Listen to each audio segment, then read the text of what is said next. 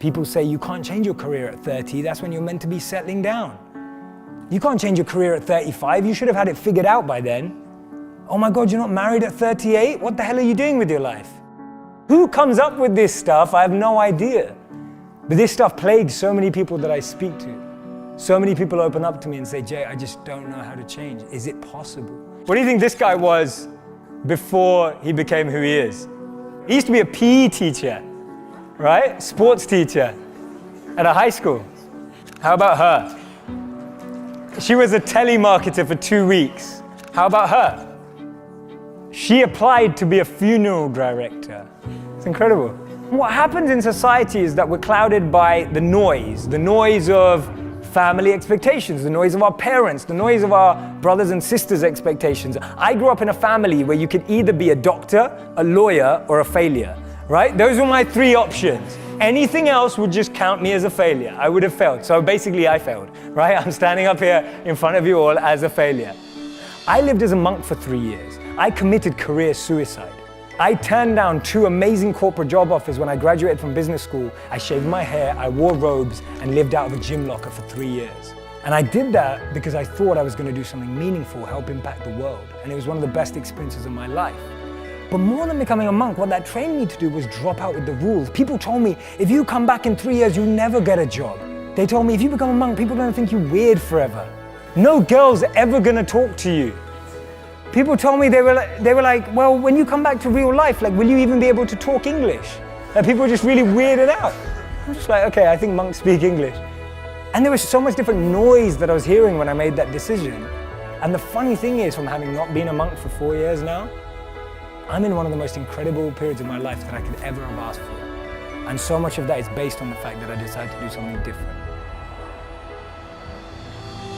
So many of the times our expectations are driving us in a certain scenario. We focus so much on life in what we want to be as opposed to who we want to be. Because we've always been told that life and jobs and careers are like boxes and containers. There's only a finite number of options. There is no formula, there is no pattern. If you know what you're passionate about, if you know what you're good at, and you invest in that. People say follow your passions, I say forget that, invest in your passions.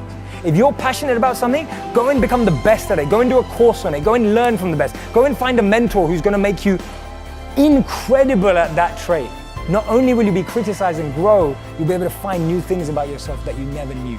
Don't trade who you are for who you think the world needs, because the world needs you to be you, and I mean that.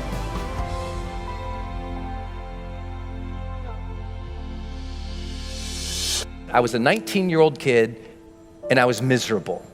I was in love with my high school sweetheart.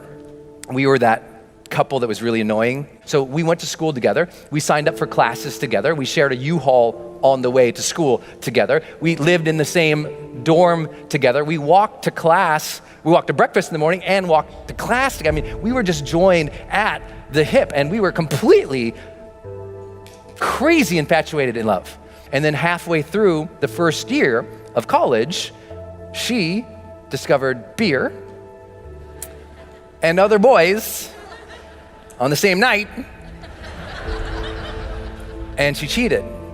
I completely fell apart. I stopped going to class. I barely ate anything, certainly nothing healthy. I stopped studying. I just stopped caring about the world. Literally couldn't get out of bed. And I never thought about it until years later. Reading changed my life, because I was still reading. It was one thing that's brought me through everything. And I happened to pick up the school newspaper, and I opened it up, and there was this full-page ad. It was this perfect white sandy beach, turquoise water, big green palm tree. And across the top of the ad, it said, "Escape." Students needed for summertime jobs in the Dominican Republic.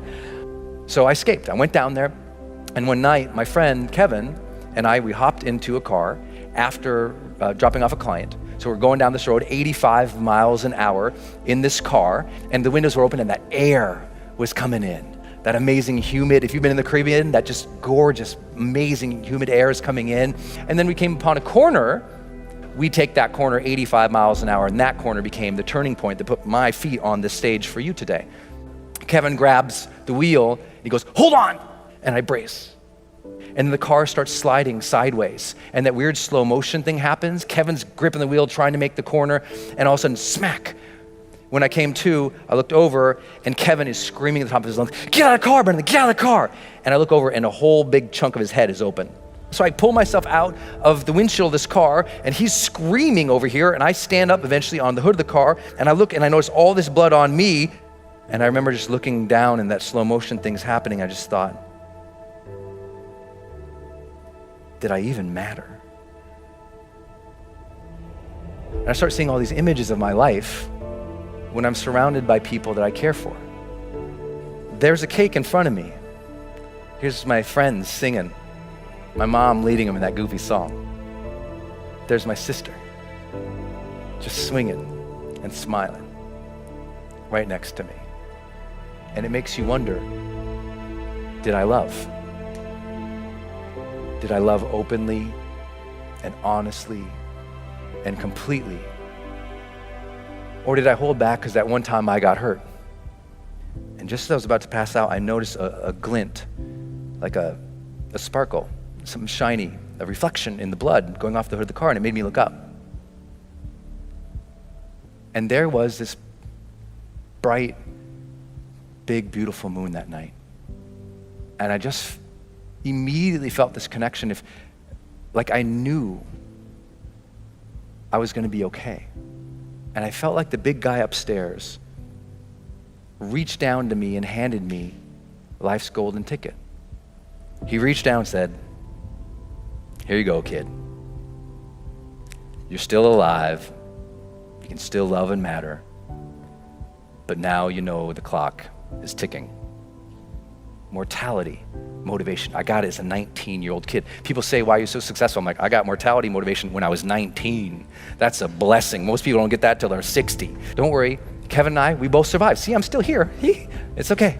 I made it. But the one thing that I took away from that entire thing was that moment and those questions, because I remembered them and I thought about them as I was healing. I was like, what was that about? Why did I feel so unhappy with that moment? Because I thought, in the last moments of life, there must be this transcendence, and I was not happy. And I realized it was because of how I'd been living my life, and I wasn't living to my questions.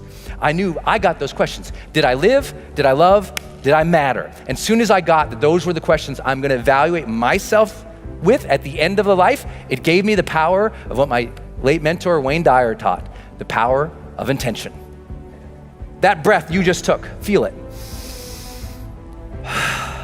What a blessing that is you got that life. What a blessing is you got that breath. That means you still got something inside. You gotta work for it. You gotta contribute for it. You gotta give for it. You gotta lead for it. You gotta love for it, because you still have something not just in you, you're still here for a reason. And now you just gotta earn that blessing. My parents' biggest frustration was that I was epically lazy, and if they handed out gold medals for being lazy, I would have won, I assure you, hands down. Because even though I was a slightly chubby kid growing up in a morbidly obese family in Tacoma, Washington, I always knew two things about myself. One day I was gonna be rich, and I was gonna have six-pack abs. Like, those are the two things, is that kid that was, jiggling his belly thinking, one day I'm not gonna have to suck in my gut. When I left for college, my own mother, who had always been my biggest cheerleader, quietly assumed I was going to fail. But these two guys that were successful entrepreneurs and bodybuilders happened to walk into a class when I was a teacher. And they were just starting a technology startup, and they said, "Hey, we need a copywriter. Why don't you come be a copywriter?" And so I was just young enough and just dumb enough, and I went all in. They literally put me in the room with all the computer servers. But starting from there, I knew I could wow people because I was willing to grind it out. And we all have a superpower, and my superpower may be the willingness and ability to endure suffering. I had suffered a lot. I hadn't taken a day off in like 6.5 years because I was so hell-bent to get rich. And then I realized, almost 8.5 years in, I'd finally had enough. I had hit my breaking point from suffering, and I got so mad, and I was so unwilling to do it anymore. And I turned to my partners and I say, "I'm completely miserable, I quit."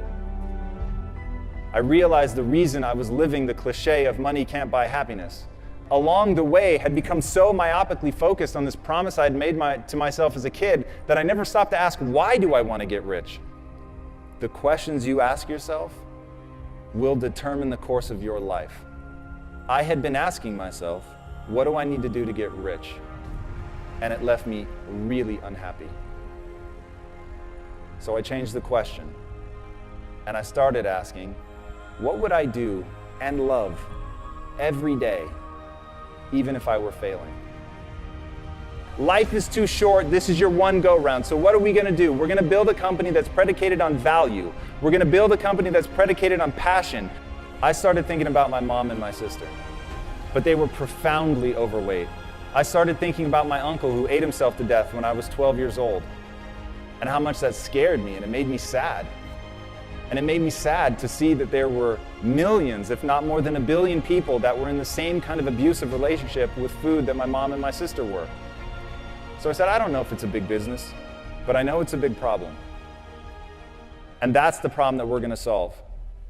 And so we decided to build a totally new kind of company. We started Quest Nutrition in 2010, just as we were coming out of the Great Recession. I was wearing a hairnet and a lab coat every day, and my employees were former gang members, ex-drug dealers, felons. We were in Compton, and we literally told everybody in the neighborhood, I don't care if you've been convicted of a crime. I just want to know if you're willing to bust your ass to change your life. And if you are, you're going to get an interview. And I'm not going to ask for your resume. I don't care about your resume. Your resume tells me where you've been. It doesn't tell me the price you're willing to pay to become somebody new. Every belief that you have is a choice. I choose to believe that human potential is nearly limitless. And this was the belief that changed my life. Because once I realized, so it's not about who you are today. It's about who you want to become and the price you're willing to pay to get there.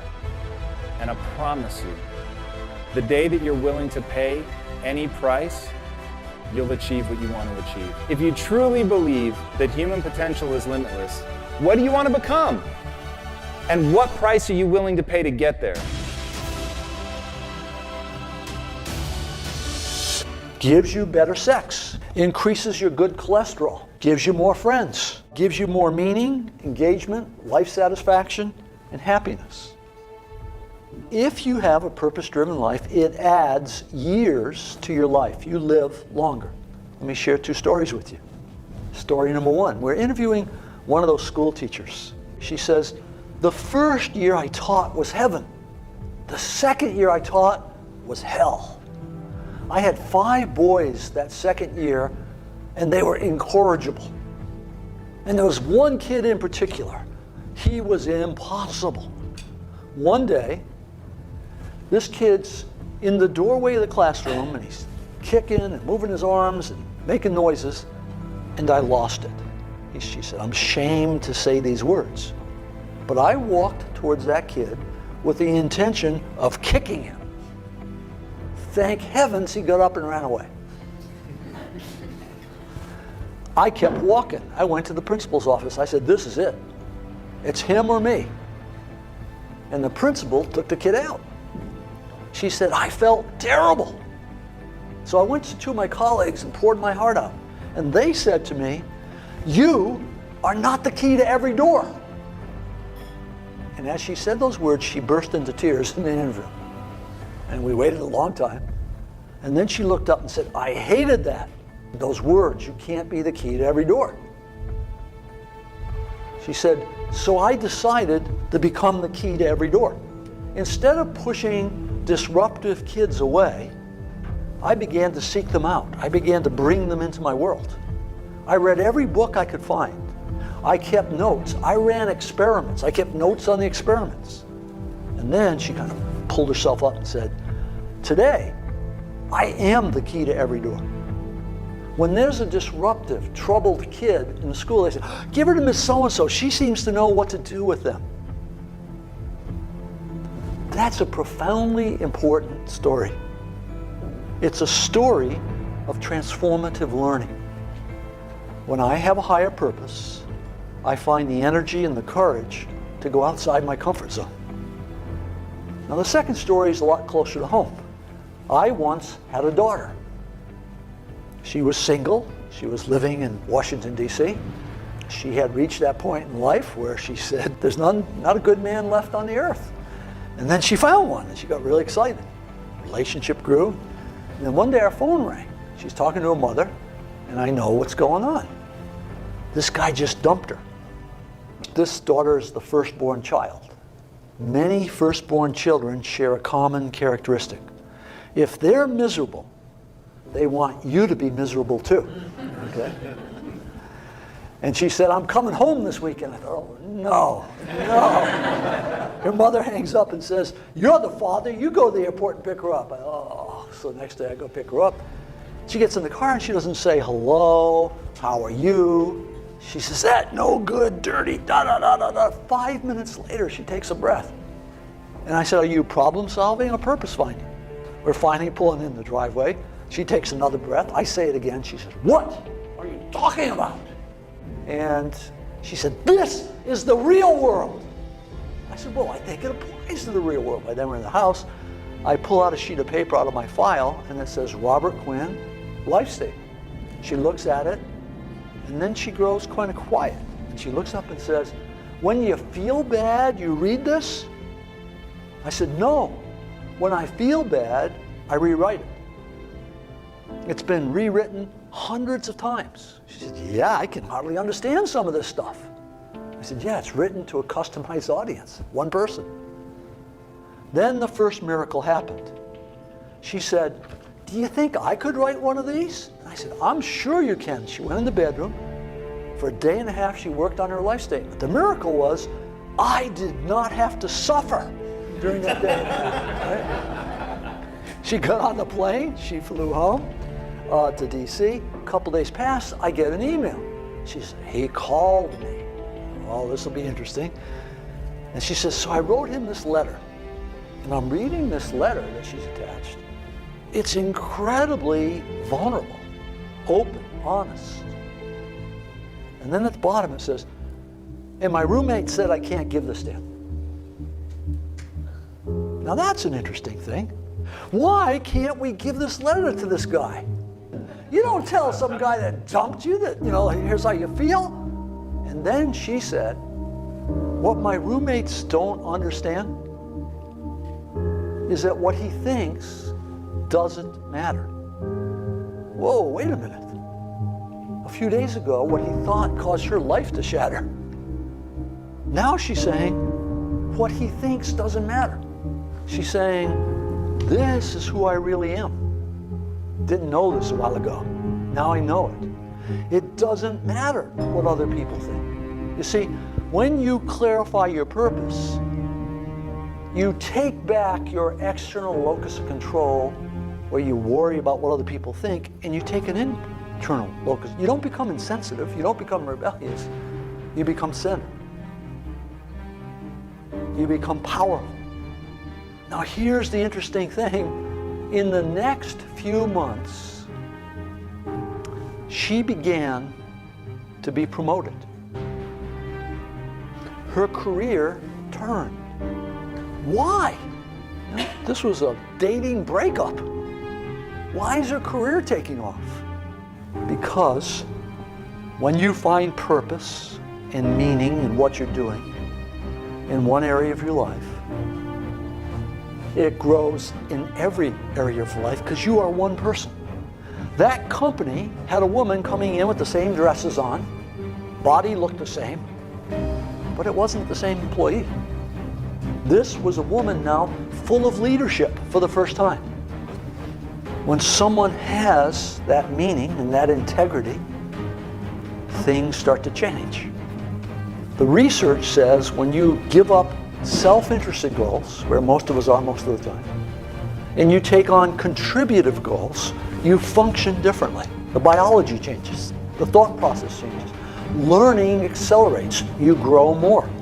The only thing that I'm left to conclude is you and I are designed to be purpose-seeking mechanisms. You've been shaped by life. You've had bad experiences and good experiences. And both the bad experiences and the good experiences are there to teach you something about you.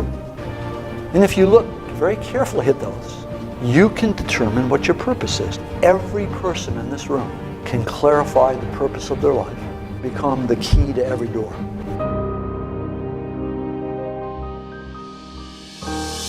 Mike screamed, "Grenade out!" and jumped on it, and boom!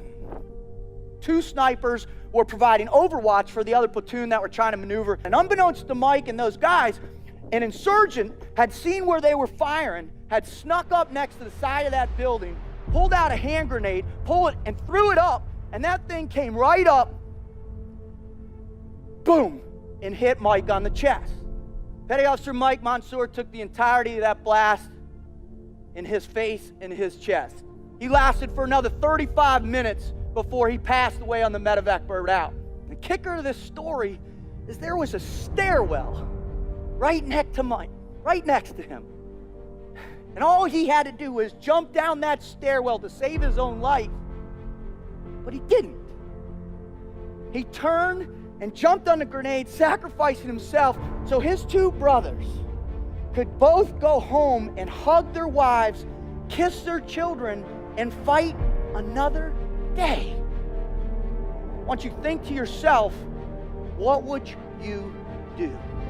For 70 years, United States Navy SEAL team, we've been pushing the envelope. We've been setting the bar. We've been setting the standard for what the team life is and how you should live. Are you really committed to yourself physically? Because we all know when the going gets tough, the more in shape, the more focused you are on what you eat and what you consume, the better you are. I spent 15 months in the frigid waters of the Pacific Ocean, to the mountains of Afghanistan on 7 different occasions, and to the shores of Haiti doing missionary work with my church.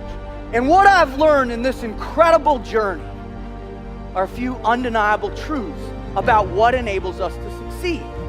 Now, truth number 1 is you got fear in your heart always, and you can't defeat it.